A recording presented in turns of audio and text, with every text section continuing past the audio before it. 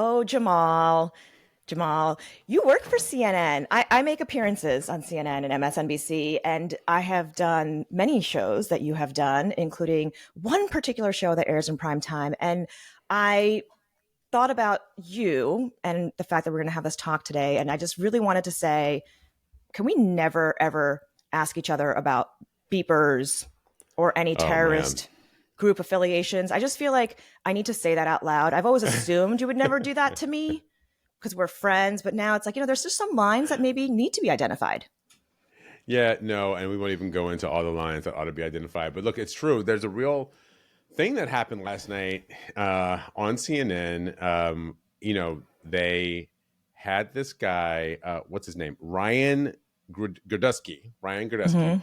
was on with Mehdi Hassan, which many people will remember from MSNBC and his own show, and he's been on all around kind of all the media Yeah, dial. he's a well-known debater, but Everybody knows also Mehdi, right? deeply passionate about human rights and hypocrisies of governments, right? He's been very critical about American actions in multiple spaces, including the Iraq War. So he's consistent in that progressive lane. Absolutely. And so this guy, Ryan, from 1776, the conservative organization, this guy, Ryan, just starts taking on Mehdi. They're going back and forth in the debate, which is spirited. It's great. And then at some point, he starts asking him if he's in Hamas. Mm-hmm. He asks him if he is in Hamas and then says, don't let your beeper go off. I hope your beeper doesn't I hope go your off. pager, yeah, I hope your beeper doesn't go off. Which, as many people listening will remember, that is how we believe the Israeli government killed a bunch of, not Hamas, Hezbollah fighters in Lebanon. Mm-hmm. So he actually was mixing the groups. But Mm-hmm. they killed a bunch of Hezbollah fighters in Lebanon by making their beepers explode automatically, which was, I think, like pretty like a crazy, like a big moment in kind of warfare. But to do that on the set of a CNN show, I think, or any kind of television show, I mean, it was incredibly disrespectful, was harmful, was everything that you believe these people to be, which is that they're not nice and great humans. Yeah, there's showing yourself for who you are, and it comes on the heels of the Madison Square Garden, pseudo KKK party, where there was a comedian, but there were several folks saying very vile, insulting, racist things that weren't jokes. Also, how did we miss that Dr. Phil was speaking at that rally? Dude, I saw that. I saw that. And I mean, was he used to like, be America's therapist, but okay, really, that's, I guess you can't trust your therapist. he was also have to railing be grounded in reality. he was railing against DEI, which my Instagram feed was full of Black women saying, your whole existence is because a Black woman gave you a shot. And here you are going against diversity, equity, and inclusion. You wouldn't Well, he even, doesn't you see wouldn't even know your himself. name. You Yeah, would just he be doesn't see Phil, himself as that, right? PhD. Right? He's like, well, I am white man with a doctorate. Like, why? No, Oprah gave you time, significant time, and probably helped promote you and do all the things that a good mentor All does. the But things, exactly, books, shows, like gave him his own show, not just guesting on hers. Mm-hmm. He had her own. Yeah. So I think this is the week where the people who want to be funny or insulting are coming out and they're saying what they've always said in private, and they now have felt emboldened to say in public about various minority groups. And their counter is, "Oh, it's just a joke. Oh, you can't take a joke." And so here's what happened. These things are not funny. Can I tell you what happened to me on CNN? I had a moment where, this is my fault. Yeah, it's not my fault, but whatever. So I'm in this debate with, there's a journalist on and another conservative Republican woman on. And we started talking about the quote unquote joke on stage at Madison Square Garden about Puerto Rico. And I said, look, I've done a lot of presidential events in my life. And I know, like, you talk to the speakers before they get up and speak. Mm-hmm. Sometimes you vet the speeches. You have a sense of why people are there, what they're going to do. And, and sometimes you do it just to deconflict, right? You don't want somebody to say something that the candidate is going to actually say. So you want to make sure they stay away from whatever the issue is. So then this Republican woman says, well, I worked for Donald Trump since 2020. That's not how, they do it. They're not vetting the speeches. They're just letting this all happen, and, we never vetted speeches. I mean, maybe something happened somewhere, I don't know. It goes through this whole thing. So this kind of takes off. So then last night, their malpractice. That means you're running a campaign poorly. Absolutely. And then Mark Caputo from the Bulwark publishes a story that says the Trump campaign edited the speech. They had it. It was in a teleprompter, right? Yeah. So we know he was doing it. They edited it, and we know they edited it because in there was a joke where they referred to the vice president with the C word, and the campaign decided to take that out. They said, "Oh no, that's too much," but they left in Puerto Rico trash, black people and eating watermelon together, like all the other stuff in there that was so offensive. And then we find out this guy. So then they tried to say, "Oh, well, he was just ad-libbing. It wasn't in the speech." But we find out that he workshopped it the night before in New York City Comedy Club. So he'd been working on this act. It wasn't just something that he did randomly. They are trying to distance themselves from. I know something about this game. That didn't land well, right? Right? We know how this works. We've put it together. We've put it together ourselves, and we would never, ever have put together something like what happened at Madison Square Garden. Let me tell you that. Because if your only defense for a speaker that you bring to the table is they snuck something in, you're already losing the argument and the thread. That means you have no control over your message, your own people, your campaign. You might as well actually just double down and lean in, because he was not the only person who was making racist comments. Everyone's focused on the comedian. The whole thing was like that.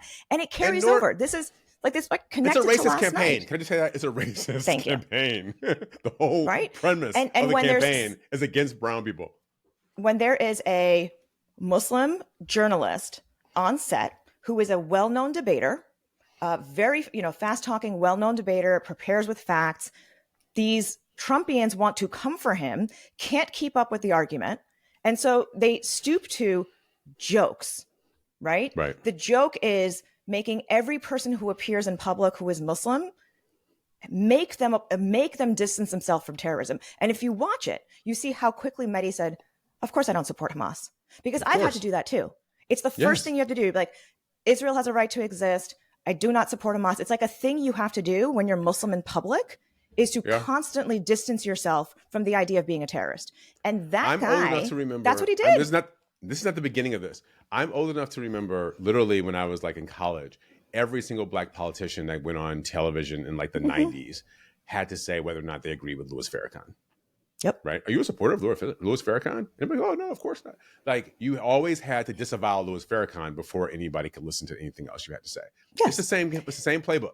Now they're just doing it with people in the Middle East who are, running actual terrorist organizations. You have to say, "Oh, are you with a terrorist organization?" Well, and the key thing was Mehdi had said, "I support Palestinian rights," and the guy said, that's what he said. And the guy's like, "Are you part of? Oh, so you're Hamas?" Like, whoa.